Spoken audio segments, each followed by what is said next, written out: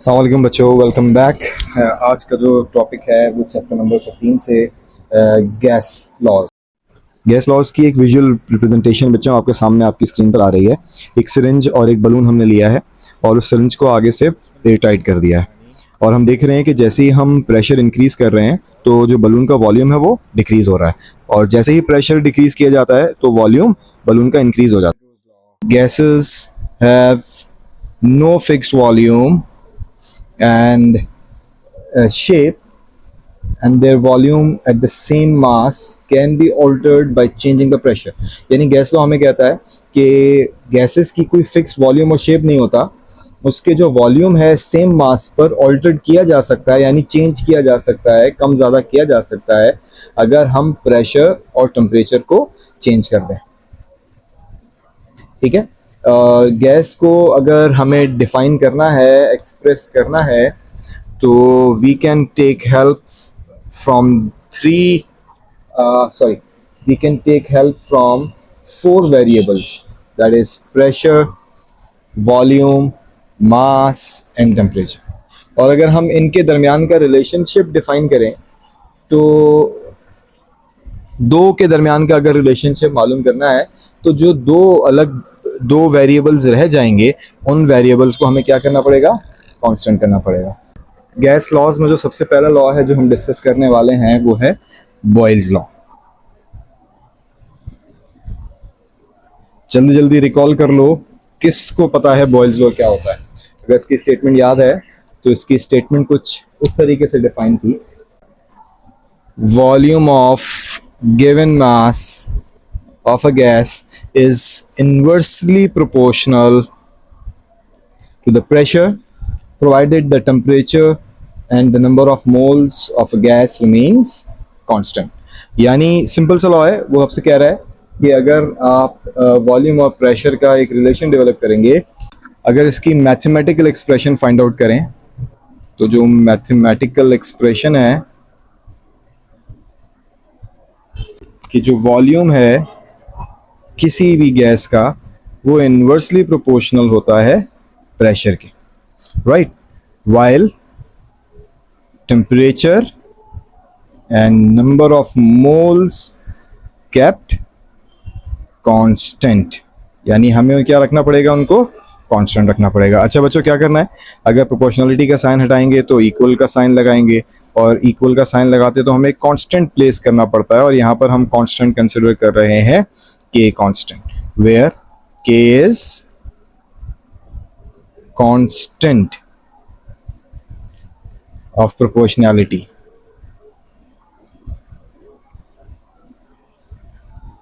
ठीक है, प्रेशर यहाँ डिवाइड है, ऊपर जाकर मल्टीप्लाई हो जाएगा। सो Vp इक्वल्स टू K, यानी कांस्टेंट रहता है। ठीक है, अगर हम इस स्टेटमेंट को ज़रा एक फिगर से समझ लें, कंसिडर करते हैं कि एक कंटेनर है और उसमें आपने कोई भी एक गैस यानी एयर को फिल कर लिया आसान अल्फाजों में, और उसके ऊपर आप कोई प्रेशर प्लेस कर देते हैं। देखो, प्रेशर प्लेस करने का मतलब क्या है कि क्योंकि हमें पता है कि pressure equals to force per unit area. Force का मतलब है कि आप कोई भी क्या रख सकते हैं, मास, और उस पर क्या करेगी, ग्रेविटी। यानी कोई भी ऑब्जेक्ट का वेट अगर किसी भी पिस्टन पर रख दिया जाए और उसके अंदर गैस को फिल कर दिया जाए तो उस पर एक प्रेशर बिल्ड होता है जिसको हम इस तरीके से फाइंड आउट कर सकते हैं। लेट्स से एक प्रेशर P1 आपने मेंटेन किया है और आपने यहाँ पर 5 पास्कल का प्रेशर रख दिया। ठीक है, और जो आपने अंदर गैस फिल की थी उस गैस के जो मॉलिक्यूल्स हैं, नंबर ऑफ मोल्स हैं वो, और जो उसका वॉल्यूम है, लेट्स से आप उसका वॉल्यूम रख लेते हैं 10 मीटर क्यूब। ठीक है, ऑन द अदर हैंड अगर आप इसी पिस्टन पे, मैं कहता हूँ कि अब सेम पिस्टन जिसमें इस गैस का वॉल्यूम चेंज किया जाए बाय इंक्रीजिंग द प्रेशर। अगर मैं प्रेशर इंक्रीज करूंगा तो जाहिर है मुझे वो 5 पास्कल से बढ़ाकर कितना करना पड़ेगा, लेट्स से मैं बढ़ाकर कितना कर देता हूँ, 10 पास्कल। 10 पास्कल करने के लिए मुझे क्या बढ़ाना पड़ेगा यहाँ से, मास। फॉर इंस्टेंस समझने के लिए मैं कहता हूँ, लेट्स से मैंने जो मास था पहले 5 रखा था, और अगर मैं मास बढ़ाकर अब कितना कर दूं, 10 कर दूं, तो मेरा ऑटोमेटिकली क्या बढ़ जाएगा, प्रेशर इंक्रीज हो जाएगा, क्योंकि pressure is directly proportional to force और that is related to the mass. Let's say मैंने यहाँ पिस्टन का मास बढ़ा दिया, यहाँ पर मैंने 2 ब्लॉक्स रखे थे, अब मैंने कितने ब्लॉक रख दिए, 3 और 4। लेट्स से अब प्रेशर जो है डबल हो गया, 5 पास्कल से कितना हो गया है, 10 पास्कल हो गया। जब प्रेशर इंक्रीज करेंगे तो पिस्टन कहाँ मूव करेगा, डाउनवर्ड मूव करेगा। अगर यहाँ देखें तो इसके जो वर्टिकल डिस्टेंस था y, वो पहले y1 था, अब जो डिस्टेंस है वो कम हो चुका है और वो कितना हो चुका है, y2। ठीक है, तो इसी तरीके से क्योंकि हमने प्रेशर को इंक्रीज किया है तो वॉल्यूम क्या हो गया, ऑटोमेटिकली डिक्रीज। तो इसके जो मॉलिक्यूल्स हैं और जो मास है वो क्या रहा, कांस्टेंट। तो इसीलिए हमने कहा था for the given mass of a gas volume, now volume क्योंकि अब वो डिक्रीज हो चुका है, तो लेट्स से हमने वॉल्यूम कितना लिया, अब वो डिक्रीज होकर कितना हो गया है, लेट्स से 5 मीटर क्यूब हो गया। वो कितना हो गया है, 5 मीटर क्यूब। तो प्रेशर और वॉल्यूम का क्या रहा, एक इनवर्स रिलेशन रहा। ठीक है, प्रेशर के बढ़ाने पर, प्रेशर को जैसे ही हमने इंक्रीज किया 5 से 10, तो वॉल्यूम जो है कम हो गया 10 से 5। ठीक है, लेट्स से ये एक इनिशियल स्टेट थी,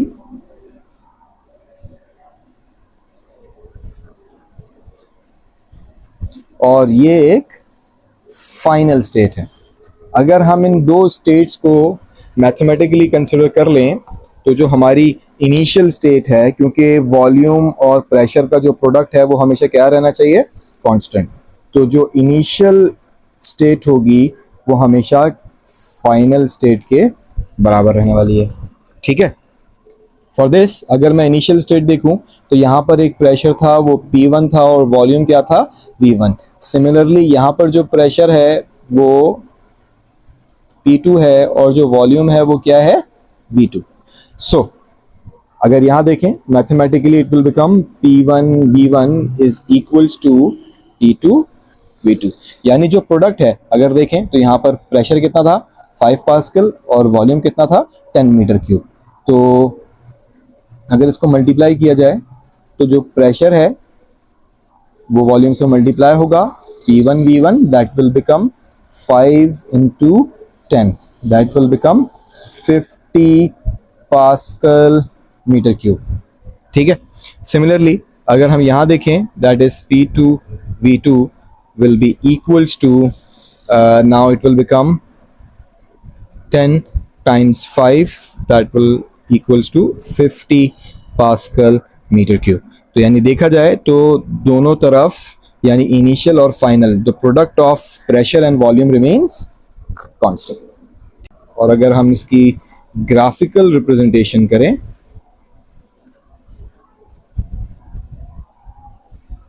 उसके 2 ग्राफ बनेंगे। देखो, एक ग्राफ बनेगा प्रेशर और वॉल्यूम के दरमियान, और एक ग्राफ बनेगा प्रेशर और इन्वर्स ऑफ वॉल्यूम के दरमियान। जो प्रेशर और वॉल्यूम के दरमियान ग्राफ बन रहा है वो एक हाइपरबोला ग्राफ कहलाता है। यानी ये ग्राफ जो हाइपरबोला है वो क्या शो कर रहा है, that is showing the inverse relation between pressure and volume.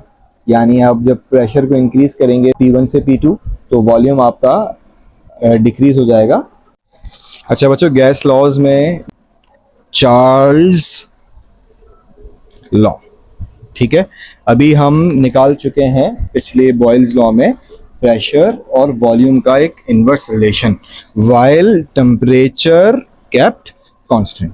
तो जो चार्ल्स लॉ है वो क्या कहता है, वो कहता है the volume of a given mass of a gas is directly proportional to the absolute temperature. यानी जो गैस का वॉल्यूम है वो डायरेक्टली प्रोपोर्शनल है टेम्परेचर से, वाइल प्रेशर केप्ट कांस्टेंट। क्योंकि हमने गैस लॉज में बात डिस्कस की थी कि जब भी हम किसी भी 2 वेरिएबल्स के दरमियान रिलेशन डेवलप करेंगे तो जो रिमेनिंग वेरिएबल्स होंगे वो क्या रहेंगे, कांस्टेंट। और जो वेरिएबल्स हमारे पास रिलेशन में हैं वो कौन कौन से हैं, प्रेशर, टेम्परेचर, वॉल्यूम और नंबर ऑफ मोल्स। यानी इन 4 वेरिएबल्स में से अगर हम 2 का रिलेशन डेवलप कर रहे हैं तो बाकी 2 क्या रहने वाले हैं, कांस्टेंट। ठीक है। और अगर हम इसी स्टेटमेंट की मैथमेटिकल एक्सप्रेशन को फाइंड आउट करें तो मैथमेटिकल एक्सप्रेशन हमें क्या कहती है? मैथमेटिकल एक्सप्रेशन कह रही है कि वॉल्यूम और टेम्परेचर का एक डायरेक्ट रिलेशन बना लें, that volume is directly proportional to temperature while pressure and number of moles kept constant. अच्छा बच्चों देखो, प्रोपोर्शनैलिटी का साइन हटाते हैं तो इक्वल का साइन लगाते हैं और साथ में एक कांस्टेंट लगाते हैं और दैट कांस्टेंट इज के कांस्टेंट, ठीक है। और अगर मैं यहाँ से वॉल्यूम और टेम्परेचर को इधर ले आता हूँ, टेम्परेचर का मल्टीप्लाई हो रहा है तो वहाँ जाके डिवाइड हो जाएगा, तो यहाँ पर बच जाता है के और that is equals to constant. यानी वॉल्यूम और टेम्परेचर बराबर हो जाएंगे के कांस्टेंट, ठीक है। सिमिलरली अगर मैं इसकी एक मैथमेटिकल इसकी एक पिक्टोरियल रिप्रेजेंटेशन करूं तो वही पिस्टन अब कंसिडर करते हैं। और वो पिस्टन क्या था कि एक पिस्टन में हमने एक सर्टेन वॉल्यूम की गैस को फिल कर लिया और साथ में उस पर एक प्रेशर यानी एक पिस्टन प्लेस कर दिया। पिस्टन का मतलब फिर समझ लें, उस पर हमने एक फोर्स अप्लाई की, एक मास रख दिया, लेट्स से वो ब्लॉक था 5 kg का, ठीक है। उसको रखने पर इस पर एक सर्टेन प्रेशर क्रिएट हो गया, वो प्रेशर क्या हो गया? P। और साथ में नीचे हमने एक बर्नर लगा लिया, यानी एक चूल्हा लगा लिया जो आग लगा रहा है, ठीक है। यानी यहाँ से क्या प्रोवाइड कर रहा है? सर्टेन टेम्परेचर प्रोवाइड कर रहा है, ठीक है। तो जो गैस था उसका इनिशियल वॉल्यूम हम कंसिडर कर लेते हैं V1 और उसमें जो मॉलिक्यूल्स है, मोल्स है, वो हम ऐसे कंसिडर कर लेते हैं। यानी सर्टेन मास रखने वाला गैस इनिशियल वॉल्यूम रखता है V1। लेट्स से हम इस पिस्टन में प्रेशर को चेंज ना करें, अब किसको इंक्रीज कर दें? टेम्परेचर को। जाहिर है बर्नर लगाया है तो उसमें आहिस्ता आहिस्ता टेम्परेचर इंक्रीज होना शुरू होगा। जब टेम्परेचर बढ़ना शुरू होगा तो क्या होगा? देखो बच्चों, अब क्या होगा हमारे पास? जब टेम्परेचर बढ़ेगा तो हीट एक्सचेंज होगी, यानी अंदर बैठे हुए मॉलिक्यूल्स को क्या मिलेगी? हीट मिलना शुरू होगी। जब हीट मिलेगी तो यानी एनर्जी मिलेगी, एनर्जी मिलेगी तो कंजर्वेशन का प्रोसेस स्टार्ट होगा। तो जो मॉलिक्यूल एक रैंडम डायरेक्शन में मूव कर रहे थे, अब वो सब एक सर्टेन एनर्जी को एब्जॉर्ब करेंगे और अपनी काइनेटिक एनर्जी को बढ़ाएंगे। जब काइनेटिक एनर्जी बढ़ेगी तो ये मॉलिक्यूल्स कंटेनर की वॉल से भी टकराना शुरू करेंगे। लेट्स से ये वाले मॉलिक्यूल जाकर इस कंटेनर की वॉल से टकरा रहा था इनिशियली जब हमने टेम्परेचर T1 रखा था, तो इस पिस्टन पे कोई फर्क नहीं पड़ रहा था। अगर मैं टेम्परेचर को T1 से बढ़ाकर अब टेम्परेचर कितना कर दूं? T2 कर दूं, ठीक है। तो अब जो एनर्जी है इस मॉलिक्यूल के पास अब वो ज़्यादा होगी, तो काइनेटिक एनर्जी भी उसके पास अब क्या होगी? ज़्यादा होगी। तो ग्रेटर काइनेटिक एनर्जी से अब वो मॉलिक्यूल आकर इस पिस्टन को जब पुश करेगा, इस पर फोर्स एक्सर्ट करेगा, तो पिस्टन कहाँ मूव करना शुरू करेगा? ऊपर की तरफ मूव करना शुरू करेगा। जब पिस्टन ऊपर मूव करेगा तो इसका मतलब है कि जो गैस है उसका मास और नंबर ऑफ मोल्स तो कांस्टेंट रहे, लेकिन क्या इंक्रीज हो गया? वॉल्यूम इंक्रीज हो गया। यानी ये जो मॉलिक्यूल्स थे इनके दरमियान अब गैप क्या हो गई है? बढ़ गई है। अगर गैप बढ़ गया है तो इसका मतलब इसका वॉल्यूम अब V1 से क्या हो चुका है? V2 हो चुका है। और टेम्परेचर हमने क्या किया था? T2, while pressure kept constant. Pressure तो मैंने नहीं छेड़ा था क्योंकि ऊपर जो पिस्टन पे मास रखा था वो मास कितना था? 5 kg के बराबर ही था, राइट। अगर मैं एक इनिशियल कंडीशन अज्यूम कर लूं, यहाँ पर देखें हमने एक इनिशियल कंडीशन रखी थी, that is V1 by T1 is equals to, V1 कितना है? लेट्स से हमने कहा कि हम कोई भी वैल्यू कंसिडर कर लेते हैं, V1 ले लेते हैं हम इनिशियली 10 और टेम्परेचर हम ले लेते हैं 5, दैट इज V1 हो गया 10 और टेम्परेचर था 5, that will become 2 metre cube per kelvin, ठीक है। और वॉल्यूम क्योंकि जब टेम्परेचर हमने इंक्रीज किया था, लेट्स से टेम्परेचर हमने इंक्रीज करके अब V2 बाय T2 की वैल्यूज को पुट करते हैं, लेट्स से मैंने टेम्परेचर को इंक्रीज कर दिया 5 केल्विन से, कितना कर दिया, 10 केल्विन कर दिया, तो जो मेरा वॉल्यूम है वो कितना हो जाएगा, 20। और अगर आप इनको दोनों को डिवाइड कर दें तब भी आंसर इन दी एंड क्या बचता है, 2 मीटर क्यूब पर केल्विन के बराबर। यानी इसका मतलब अगर हम इसकी दो कंडीशंस को कंसिडर करें तो जो इनिशियल कंडीशन थी यानी स्टेट थी वो क्या रही, फाइनल स्टेट के बराबर। यानी इन शॉर्ट हम ये लिख सकते हैं that V1 over T1 equals to V2 over T2। यानी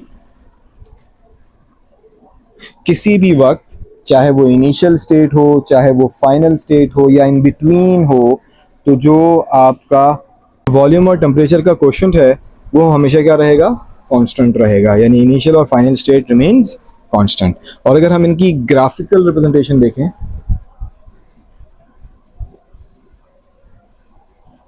तो इसकी जो ग्राफिकल रिप्रेजेंटेशन है वो हमें क्या शो करती है, एक सर्टेन टेम्परेचर पे, यहाँ अगर आप देखें तो टेम्परेचर हमने 0 डिग्री भी अगर टेम्परेचर रखें तो एक सर्टेन वॉल्यूम रहेगा गैस का। यानी जब तक एब्सोल्यूट टेम्परेचर ना हो तब तक जो गैस का वॉल्यूम है वो 0 नहीं हो सकता। तो जो ग्राफ है उसकी स्ट्रेट लाइन एक डायरेक्ट रिलेशन ये शो करती है कि जो एब्सोल्यूट टेम्परेचर है जो कि -273 डिग्री सेल्सियस यहाँ शो हो रहा है यानी 0 केल्विन, ये एब्सोल्यूट टेम्परेचर होता है और इस पे वॉल्यूम क्या रहता है, 0। और अगर आप 0 डिग्री सेल्सियस देखें यानी 273 केल्विन, तो वहां पर एक गैस का, किसी भी गैस का एक सर्टेन वॉल्यूम मौजूद रहेगा। ठीक है, ये ग्राफ जो एक्सट्रापोलेटेड हमने प्लॉट किया है बैकवर्ड, वो हमें क्या बता रहा है कि जो हमारी गैस है वो उसका वॉल्यूम 0 होगा एब्सोल्यूट टेम्परेचर। ठीक है, और उस पॉइंट को कहा जाता है absolute 0। So let's start Avogadro's law. ठीक है, अब देखो एवोगैड्रोस क्या कहता है, equal volume of all gases contains the same number of molecules। यानी अगर हम किसी भी गैस का वॉल्यूम सेम किसी और गैस के वॉल्यूम से कंपेयर करें तो उनमें नंबर ऑफ मोल्स की जो क्वांटिटी है वो क्या रहेगी, सेम रहेगी। शर्त यह है कि उसका टेम्परेचर और प्रेशर क्या रहना चाहिए, कांस्टेंट। यानी for the same temperature and pressure multiple gases shows equal number of moles for the same volume, right. ठीक है, और अगर इसकी मैथमेटिकल एक्सप्रेशन कंसिडर कर ली जाए तो मैथमेटिकल एक्सप्रेशन क्या कहती है, that volume is directly proportional to the number of moles while pressure and temperature kept constant, right. For instance अगर हम प्रोपोर्शनलिटी का साइन लगाते हैं, हटाते हैं तो इक्वल का साइन लगाते हैं और v को यहाँ n से डिवाइड करते हैं तो that becomes constant। So V by N equals to constant while pressure and temperature remains constant। Similarly अगर आप किसी भी दो स्टेट्स को कंसिडर कर लें तो जो दो स्टेट्स हैं वो क्या डिफाइन करती हैं, that initial state is equals to final state if these two parameters यानी pressure and temperature remains constant। So V1 over N1 equals to V2 over N2। ठीक है, अगर एवोगैड्रो नंबर की एक कांस्टेंट वैल्यू है जो आपको पता ही है, that is Na equals to 6.022 exponential 23 molecules per mole। ठीक है, याद कर लें इस वैल्यू को, आपके न्यूमेरिकल सॉल्व करने में आपके बहुत काम आएगी। ठीक है, अब हम बढ़ेंगे आगे जनरल गैस लॉ पे, यानी जनरल इक्वेशन को कैसे ड्राइव करते हैं जरा उस पर कंसिडर करें बच्चों। Now let's talk about general gas law, right. General gas law क्या कहता है, वो कहता है in order to derive general gas law we make use of Boyle's law, Charles law and Avogadro law. इन तीनों लॉज को अगर हम यूज करें और इनके दरमियान कोई इंटर रिलेशन डेवलप करें, जैसे कि प्रेशर, वॉल्यूम, टेम्परेचर और अमाउंट ऑफ मैटर यानी नंबर ऑफ मोल्स, ठीक है, तो जो इक्वेशन ड्राइव होगी वो इक्वेशन कहलाएगी general gas equation. So according to Boyle's law,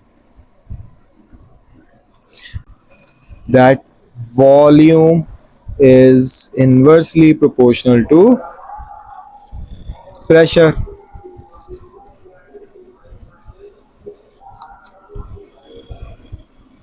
When number of moles temperature kept constant, while N and T equals to constant, right?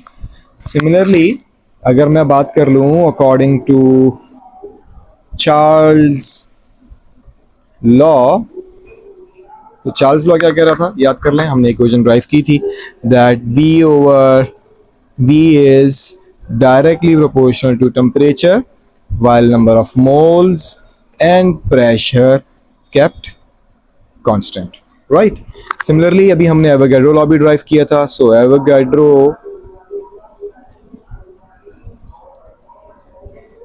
Avogadro's law के हिसाब say that volume is directly proportional to number of moles while temperature and pressure kept constant. यानी pressure और temperature को अगर constant रखते हैं तो volume और नंबर ऑफ मोल्स का एक डायरेक्ट रिलेशन रहता है. ठीक है. फॉर इंस्टेंस एक मोमेंट पे हम कंसिडर करते हैं कि कोई भी वेरिएबल अगर कांस्टेंट नहीं रहता है तो जो अबव रिलेशंस हैं उनको हम ज्वाइन कर सकते हैं. यानी from this equation number 1, equation number 2 and this equation number 3, let's combine equation 1, 2 and 3.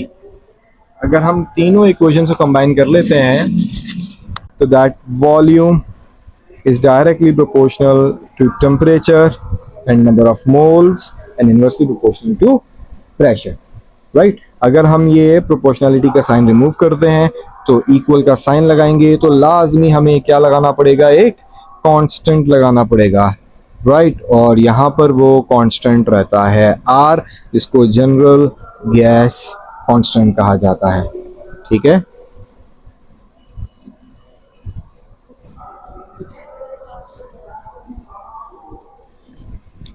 अगर मैं इक्वेशन को थोड़ा सा अरेंज कर लूं तो प्रेशर ऊपर आ जाएगा, that is PV equals to NR T के बराबर.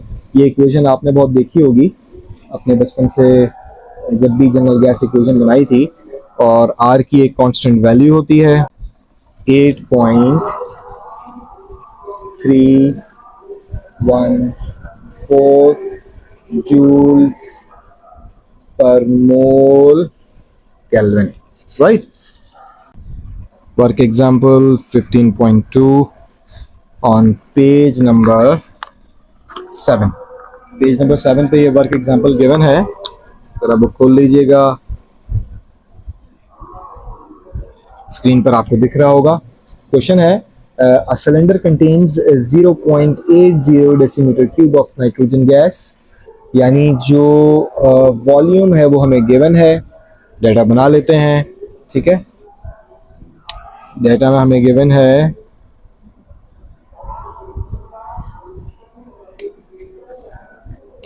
0.80 decimetre cube. Volume is 0.80 decimetre cube. साथ में वो आपसे कह रहा है कि इसका जो प्रेशर है 1.2 एटमॉस्फेयर है. जो प्रेशर है वो कितना है, 1.2 एटमॉस्फेयर, यानी 1.2 ATM. अच्छा, ये मजे की बात ये है कि साथ में इसने आपको कन्वर्जन भी बता दी है कि there 1 ATM equals to 1.01 exponential 5 newton per metre square, जिसको आप पास्कल भी कहते हैं. ठीक है. Newton per metre square Pascal's के बराबर होता है. ठीक है. बोला पिस्टन स्लोली स्टार्ट्स कंप्रेसिंग, यानी हम पिस्टन को कंप्रेस कर रहे हैं, यानी प्रेशर को इंक्रीज करेंगे तभी कंप्रेस होगा. तो इसका मतलब ये वॉल्यूम V1 है और ये प्रेशर P1 है. अगर हम पिस्टन को कंप्रेस करेंगे तो प्रेशर चेंज होगा. और यहाँ पर डेटा में हम लिख लेते हैं P2 दैट चेंजेस यानी इंक्रीजेस टू 6 ATM. यानी हम इसको कितना कर देंगे, 6 ATM के बराबर कर देंगे बेटा, ठीक है।